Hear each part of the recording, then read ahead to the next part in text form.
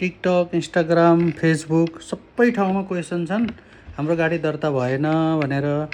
अनि धेरै साथीहरूले सोध्नुभएको छ कसरी रजिस्टर गर्ने एक फेर भनिदिनुहोस् भनेर भन्नुभएको छ।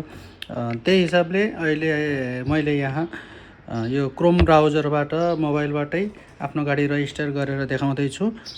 यो स्टेप्सहरू एकदम राम्रोसित फलो गरिदिनु होला, तपाईँको गाडी 2 मिनेटभित्र एड हुन्छ है। सबभन्दा पहिला हामीले कुनै पनि मोबाइल भए पनि क्रोम ब्राउजर खोलौँ यसरी, र यहाँ सवारियो.com हाल्नुहोस्, SAWARIO.com हाल्नुहोस्, सवारियो.com हालेर यसलाई गो गर्नुहोस्। ओके, यो पेज खुल्छ। यो हामीहरूको मेन पेज हो। यहाँ हाम्रा सबै रजिस्टर भएका गाडीहरू छन् हैन। अब हामीले के गर्नु पर्यो, यो टप लेफ्टमा भएको बटनलाई क्लिक गरी यहाँनिर एड भेहिकल भन्ने बटनलाई क्लिक गर्नुहोस्। यो पेज खोल्यो। अब यहाँ भएको इन्स्ट्रक्सनहरू पढ्नुहोस्।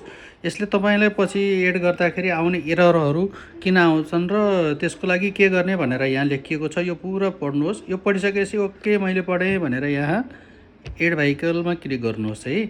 अब यो फर्म आयो। फर्म नआएको खण्डमा तपाईँले यो बटनलाई क्लिक गरेर यहाँ एड लिस्टिङ गर्न सक्नुहुन्छ। अब हामी गाडीको डिटेलहरू भर्न गइरहेका छौँ है। सबभन्दा पहिला अब यी जति पनि फर्महरू छन् यो पुरा फर्म हामीले फिलअप गर्नुपर्छ। तपाईँको आफ्नै गाडीको डिटेल हो, यसमा धेरै बेर लाग्दैन। सबभन्दा पहिला लिस्टिङ प्लान बेसिक रहन्छ, फ्री प्लान हो यो लाइफ टाइम फ्री हुन्छ तपाईँलाई। यसको लागि कहिले पनि पैसा तिर्नु पर्दैन। यहाँ तपाईँको नाम हाल्नुहोस्। मैले सवारियो हालिदिएँ, सवारियो मेरो नाम भनेर हालिदिएँ मैले हैन। यहाँनिर मोबाइल नम्बर हालिदिनुहोस् हैन।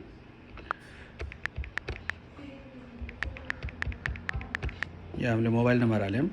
अब हाम्रो स्टेट हालिदिउँ, स्टेट, त्यसपछि डिस्ट्रिक्ट हालिदिउँ हैन। सब सेलेक्ट गर्ने हो। अब यो सिटी भनेको चाहिँ तपाईँको एरियाको जुन मेन सिटी हो त्यो राख्नुहोस् है। सानो सिटीहरू नहाल्नुहोस्, ठुलो सिटी हाल्नुहोस् जहाँबाट तपाईँ पुरा एरियाको चाहिँ प्यासेन्जरहरूलाई, क्लाइन्टहरूलाई लिएर हिँड्न सक्नुहुन्छ है। अब मैले यहाँ पोखरा हालिदिएँ। तपाईँ त्यस्तै काठमाडौँ हाल्नुहोस्, झापा हाल्नुहोस् हैन। यो मेन सिटीको नामहरू हाल्नुहोस्। र त्यसपछि अब हामीले कार एड गर्न गइरहेका छौँ। हाम्रो भेहिकल नम्बर हालिदिउँ। यहाँ सबै क्यापिटल लेटरमा हालिदिनु होला।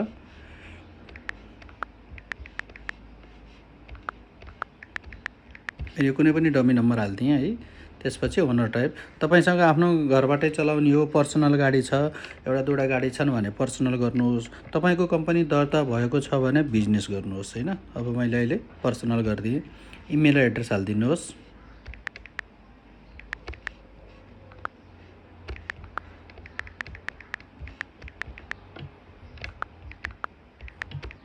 मैले इमेल एड्रेस हालिदिएँ। यो कम्पनीको मेकमा धेरै साथीहरूले कहिले चाइना हाल्नुहुन्छ, कहिले इन्डिया हाल्नुहुन्छ हैन। यसरी हाल्ने हैन। यो जुन कम्पनी गाडी बनाएको कम्पनी हो त्यो कम्पनी हाल्नुहोस्। जस्तै अब अहिले मैले सुजुकी हालिदिएँ हैन। यसरी गाडी बनाउने कम्पनीको नाम हाल्ने, देशको नाम हाल्ने हैन। त्यसपछि मोडल नम्बर अब ब्रिजा हालिदिएँ मैले हैन। रजिस्ट्रेसन टाइप पब्लिक हालिदिएँ भन्नुहोस् हैन। यो इक्जाम्पल मात्रै हो। यहाँ गाडी नम्बर हालिदिनुहोस् क्यापिटलमा।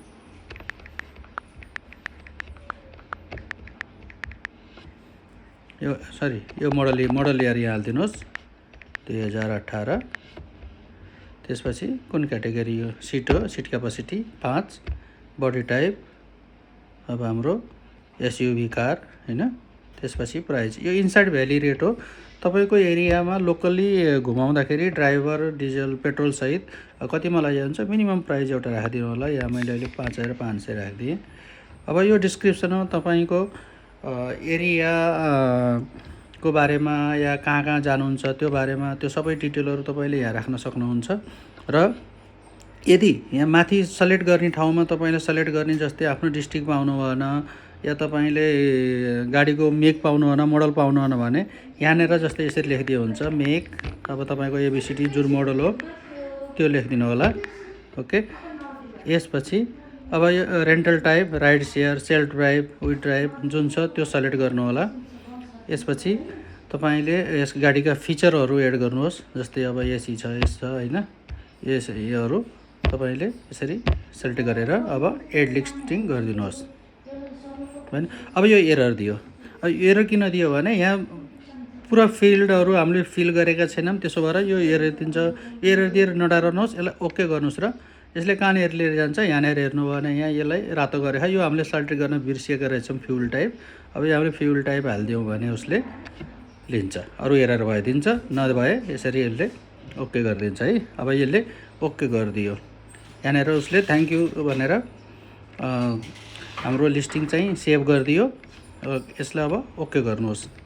अब यो ओके गरेपछि यसमा तपाईँलाई यसरी नोटिफिकेसन आयो, तपाईँको गाडीको विवरण सफलतापूर्वक प्राप्त भएको छ, कृपया आफ्नो गाडीका कागजहरू अपलोड गर्नुहोस्। अहिलेसम्म हामीले गाडी मात्रै एड गऱ्यौँ, अब हामी गाडीका कागज एड गर्छौँ। यहाँ यो बटनमा क्लिक गरेर अपलोड डकुमेन्ट भनेर क्लिक गर्नुहोस्। अब तपाईँ यो पेजमा आउनुभयो। यहाँ आइसकेपछि यहाँ तपाईँलाई सानो विवरण सोध्छ, जस्तै अब फुल नेम हामीले टेस्ट राखियो होइन, मोबाइल नम्बर यहाँ आयो राखियो, अहिले हामीले राखेको थियौँ।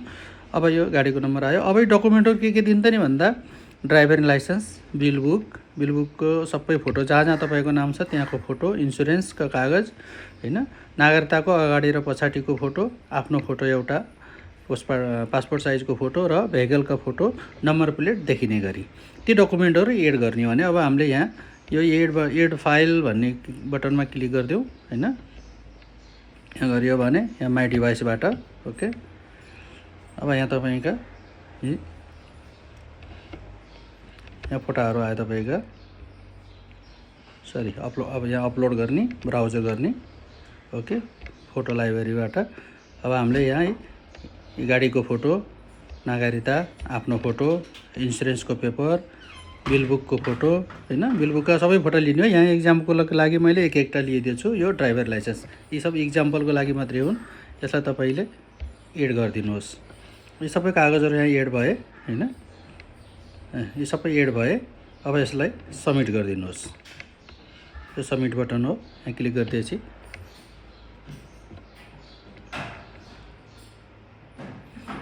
यो तपाईँको डकुमेन्टहरू अब अपलोड हुँदैछन्। डकुमेन्ट अपलोड भयो। अब यहाँ के लेखेको छ भने तपाईँको गाडी सफलतापूर्वक दर्ता भएको छ, तपाईँको गाडी 48 घन्टाभित्र लाइभ हुन्छ ओके। अर्को गाडी दर्ता गर्नको लागि यो माथिको क्लिक गर्नुहोस्। तपाईँसँग 2-3टा गाडी छन् भने माथिको बटन क्लिक गर्नुहोस्। र यदि तपाईँको अर्को गाडी एड गर्नु छैन भने यो गाडी अहिले मैले हजुरले अहिले जुन दर्ता गर्नुभयो त्यो गाडी हेर्नको लागि चाहिँ यो तलको लिङ्कमा क्लिक गर्नुहोस्। जस्तै मैले अहिले तलको लिङ्कमा क्लिक गरेँ। अब यहाँ हेर्नु हो भने यहाँ अहिले भर्खरै रजिस्टर गरेका गाडीमा चाहिँ आउँछ। जस्तै अहिले हामीले सुजुकीको भिर्जा एड गऱ्यौँ होइन, त्यहाँभन्दा पहिला यो गाडी एड भएर छ, यहाँ यो एड भएर छ। यसरी चाहिँ यो सब स्याम्पल गाडीहरू हुन्। यसरी तपाईँले यहाँ हेर्न सक्नुहुन्छ। यहाँ कुनै पनि फोटो हुँदैन, यहाँ गाडीको डिटेल हुन्छ। अब यो गाडीको तपाईँको गाडीको डिटेल हेरेर अहिले हामीले जुन गऱ्यौँ त्यसको डिटेल हेर्नको लागि यहाँ क्लिक गर्नु हो भने यसको डिटेलहरू यहाँ आएका हुन्छन् है, यसरी आएको हुन्छ डिटेल। र यो जस्ट तपाईँको गाडी दर्ता भयो कि भएन या हामीसँग आयो कि आएन भनेर यति कन्फर्म गर्नको लागि मात्रै हो। यसमा अहिले धेरै काम हुन्छ र हामीले यसलाई भेरिफाई गरेर सबै ओके गरेर अनि बल्ल हामीले लाइभमा हाल्छौँ। हस् त यति नै थियो। यो स्टेप राम्रोसित फलो गरिदिनु होला। मैले भन्दाखेरि चाहिँ अहिले 9 मिनट लाग्यो, तर फटाफट गर्दाखेरि चाहिँ यो म्याक्सिमम 2 मिनटमा हुन्छ है। Thank you.